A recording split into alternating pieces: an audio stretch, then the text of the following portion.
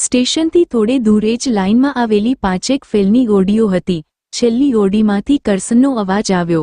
અવાજમાં કંઈક ધ્રુજારી હતી, થોડો કણસાટ હતો અને થોડો રોષ પણ હતો. ઓરડીનો આગળનો ભાગ લાકડાના સ્લીપર્સને ઊભા ખોડીને બંધ કરેલો.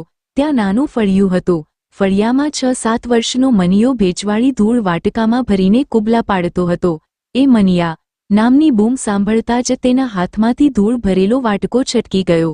એ સફાળો ઊભો થઈ ગયો. ધૂળવાળા હાથ એણે પહેરેલા ગંદા પહેરણની સાળથી લૂછી નાખ્યા અને ઝડપથી એ ઓરડીના બારણે આવીને બીતા બીતા ઊભો રહ્યો. એલા નગરોળ, સાંભળતો નથી, બેરો થઈ ગયો છો? ફરી કીચભર્યો અવાજ મનીયાને ધ્રુજાવી ગયો. એ બોતા જેવા અહીં ગુડાય એટલું બોલાયું ત્યાં તો કરસનને ઉધરસ ચડી ગઈ. ખો ખો કરતો એ પથારીમાંથી બેઠો થવા લાગ્યો. તેણે મનીયાને બારણામાં ઊભેલો જોયો. મનીયો બારસાંખને ટેકે સંકોડાઈને ઊભો હતો. કરસનની ઉધરસ ચાલુ જ હતી. ઉધરસથી તેનું આખું મોઢું લાલચોળ થઈ ગયું હતું. મનીયાને સામે જોઈને તેના મોં પર ક્રોધની જ્વાળા લબકારા લેવા લાગી. જો કદાચ તેને ઉધરસ ન ચડી હોત તો તેના મોંમાંથી ગાળોનો કેવો વરસાદ પડત, એ આ નાનકડો મનીયો બરાબર જાણતો હતો. રોજના ટેવાયેલા મનીયાએ દોડીને પાણીનો ગ્લાસ ભરીને અંબાવ્યો, પણ પેલાને એટલી ઉધરસ ચડી કે એનું આખું શરીર ધ્રુજતું હતું. તેથી કરસન પાણીનો ગ્લાસ હાથમાં પકડી શક્યો નહીં. તેના મોંમાંથી અને નાકમાંથી જાણે પાણી ઉડવા માંડ્યું. એ ખાંસી ખાંસીને બેવડ વળી ગયો. મનીયો ચૂપચાપ ગ્લાસ પકડીને ઊભો હતો. એને એ જ બીક હતી કે ઉધરસ મોળી પડશે, પછી મને 1-2 ધોળ થપાટ પડવાની જ છે. એણે પોતાનું માથું બને તેટલું નીચું રાખ્યું, જેથી થપાટ પડે તોય માથામાં જ લાગે, પણ ગાલ પર ન લાગે. કરસનની ઉધરસ ધીમે ધીમે મોળી પડી. આંખના ઇશારાથી મનીયાને પાસે બોલાવ્યો. મનીયો કૂતરા પાસે બિલ્લી જાય એમ અચકાતો ગયો. કરસને કંપતા હાથે મનીયાના હાથમાંથી પાણીનો ગ્લાસ લીધો. થોડું પાણી પીધું, તે હાંફી ગયો. હોઠના બંને ખૂણાથી પાણીના રેલા ઉતર્યા. કરસને પાણીના રેલા લૂંછવા મનીયાને કહ્યું. મનીયો પોતાના ખમીસની સાળથી કરસનની દાઢીએ ઉતરી આવેલા પાણીના રેલાને લૂંછવા લાગ્યો. ત્યાં જ મનીયાના ગાલે તમતમતો તમાચો પડ્યો. મનીયો પડતો પડતો રહી ગયો.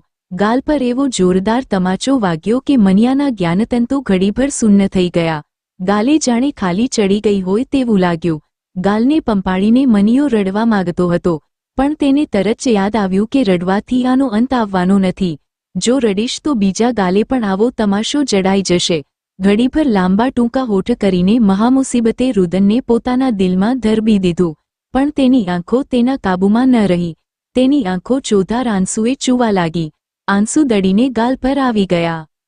તેની પરવા કર્યા વગર કરસને કહ્યું, તને 17 વખત કહ્યું છે કે ધૂળે રમમાં. તારા ખમીસની સાળ તો જો, ધૂળ ધૂળ ભરી છે. ધૂળવાળા હાથે તે મારું ડાચું લૂંછ્યું. કહેતા કહેતા કરસને મનીયાનો કાન પકડ્યો. મનીયાના મોંમાંથી ઉકારો નીકળ્યો. જો ઉકારો કર્યો છે તો ચીરીને મીઠું ભરી દેશ. બોલ હવે આગો પાછો થાશ. કાનની નીચેની બૂટને છેક ઉપર સુધી મરડીને કરસન બોલ્યો.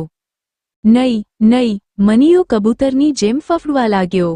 હાળા, આખો દી ધૂળ ચૂંથવા સિવાય વાત જ નથી. બકરા ચારવા ગયો હતો? મનીએ માથું ધૂણાવીને ના પાડી. કેમ ન ગયો? તમે ના પાડી તી. મનીયો હિબકા ભરતા બોલ્યો. કરસન પથારીમાંથી ઊભો થવા ગયો, પણ તેનું આખું શરીર ડગમગતું હતું. એકાલ સાંજનો પથારીમાં પડ્યો હતો. તેની પત્ની તેના પિયર ગઈ હતી. ઘરે માત્ર મનીયો અને કરસન 2 જ જણ હતા. મનીયાને એક વાતનો આનંદ હતો કે તેની ભાભી એટલે કે કરસનની પત્ની ન હતી. તેને તેની ભાભીની ભારે નફરત હતી. આ ભાભીને લીધે જ પોતાનો સાવકો ભાઈ કરસન સાવ જડ બની ગયો હતો. નહીતર 2 વર્ષ પહેલાં જ જ્યારે કરસનના લગ્ન થયેલા ત્યારે એ મનીયાને કેવો સાચવતો, સગા ભાઈ જેટલું હેત તેના પર વરસાવતો, આંગળીએ વળગાડીને બજારે લઈ જતો, રાત્રે જમ્યા પછી પાનની કટકી ખવડાવવા લઈ જતો. આખા દિવસમાં એકાદ વખત તો એ પોતાની પીઠ પાછળ બેસાડીને ગોળો ગોળો કરતો. સ્ટેશનના પ્લેટફોર્મ પર ચક્કર મરાવતો. મનીયો ગાડીના પાટા પર ડગુમગુ ચાલતો, ત્યારે કરસન તેનો હાથ પકડતો. સિગ્નલ પાસેથી છેક તેની ઓરડી સુધી પાટા પર જ પગ મૂકીને ભાઈની આંગળી પકડીને ચાલતો. તેને એ રાત પણ યાદ આવી ગઈ, જ્યારે એના બાપાએ ઘર છોડ્યું. ત્યારે માત્ર કરસન અને મનીયો 2 જ જણ હતા. મનિયાની માં ટીબીમાં ગુજરી ગઈ હતી, ત્યારે એ 5 વર્ષનો હતો. બાપાની પહેલી વારની પત્નીનો દીકરો કરસન હતો. એ છોડી ભાગી ગઈ હતી. કરસન મોટો થયો પછી એના બાપે બીજી કરી હતી. તેનો દીકરો મનિયો. મનિયાની માં ગુજરી ગઈ. કંટાળીને એમના બાપા ક્યાંક ભાગી ગયા. એ ક્યાં ચાલ્યા ભાગી ગયા હતા તે જ ખબર ન પડી. એ વખતે કરસને મનિયાને પડખામાં રાખીને કહ્યું હતું, મનુ, ભલે ને બાપા ભાગી ગયા, હું છું ને, હવે તો મને રેલવેની નોકરી મળી ગઈ છે.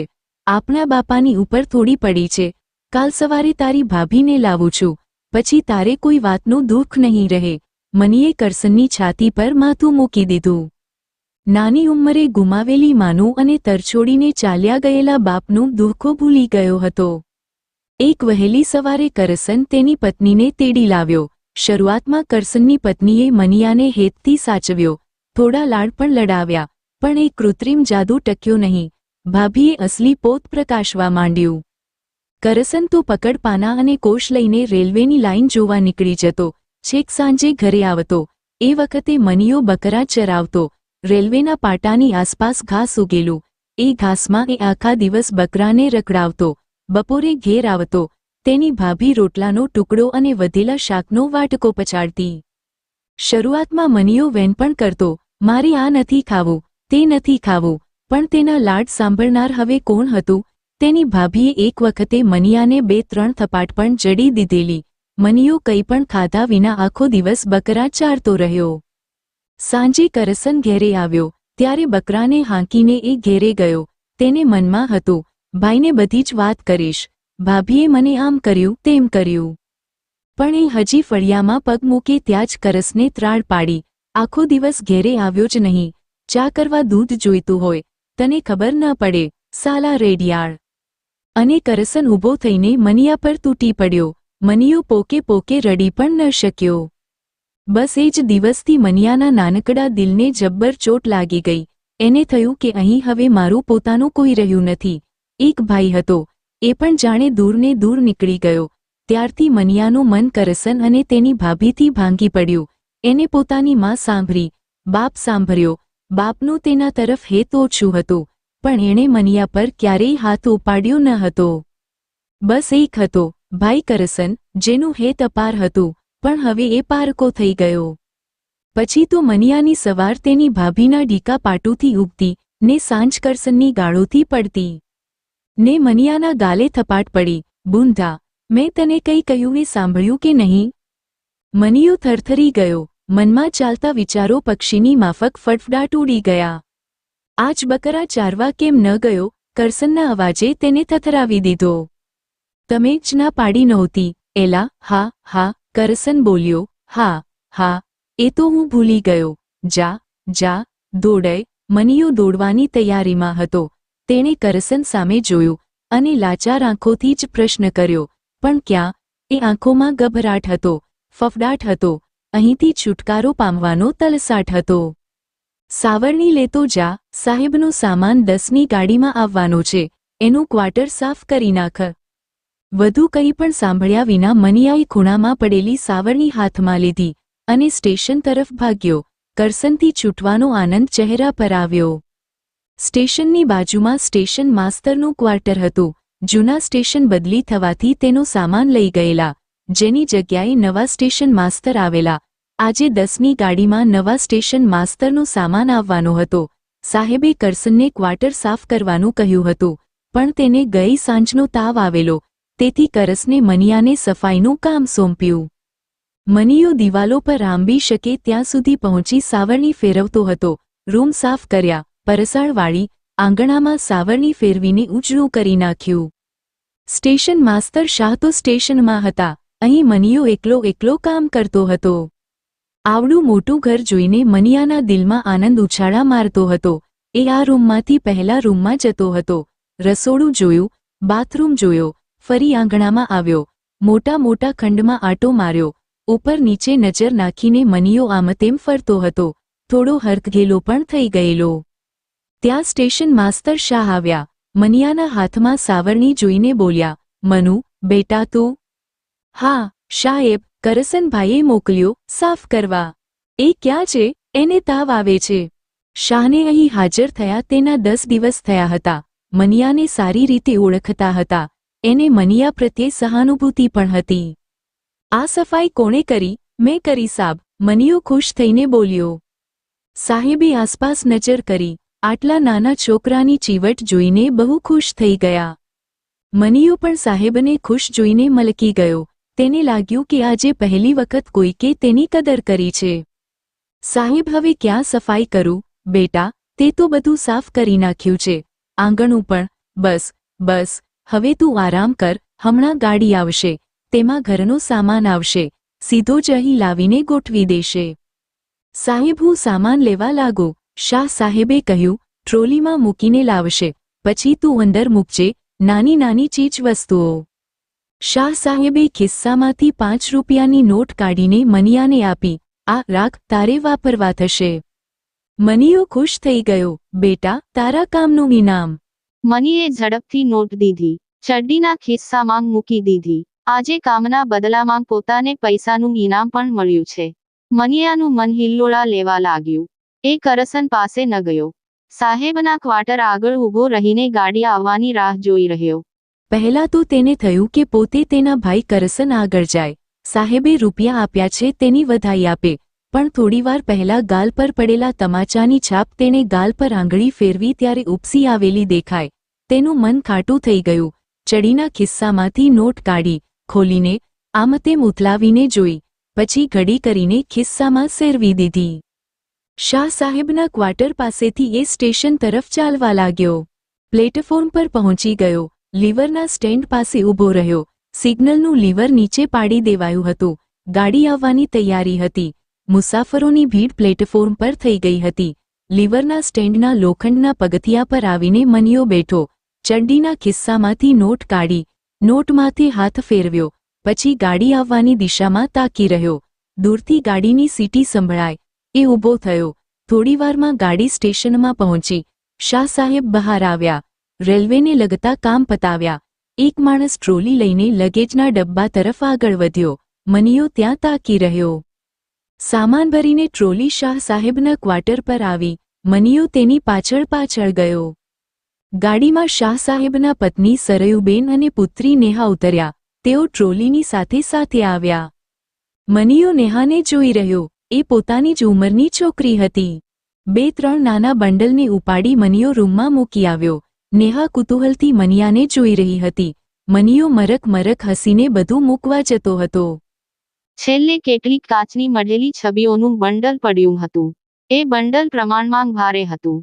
આમ છતાં મનીએ બળ કરીને માથે લીધું. માથા પર છબીઓની થપ્પી 2 હાથે દબાવીને માંડ સ્થિર રાખી. ઘરમાં પ્રવેશ્યો. ત્યાં જ તેનો પગ લપસ્યો. માથા પર રહેલી છબીઓનું બંડલ નીચે પટકાયું. ધડાકો થયો.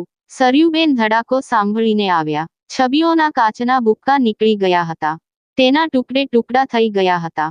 આ જોઈને સરયુબેન તાડુક્યા. કોણ છો તું? મારી છબીઓ તોડી નાખી.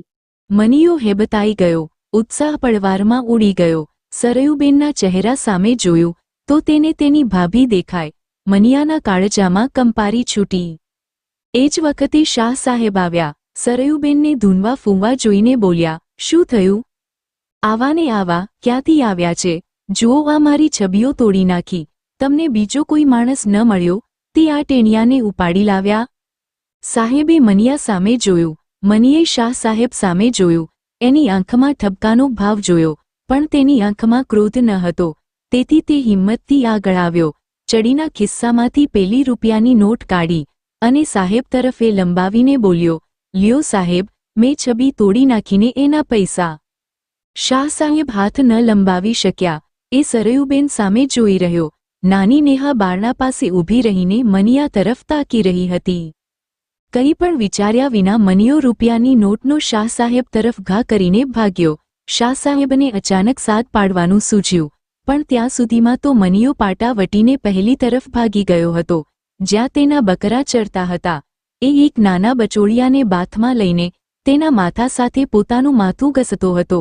દૂરથી પણ શાહ સાહેબને લાગ્યું કે મનિયો બકરાના બચ્ચાના મોઢે પોતાનું મોં રાખીને ડૂસકા ભરી રહ્યો છે.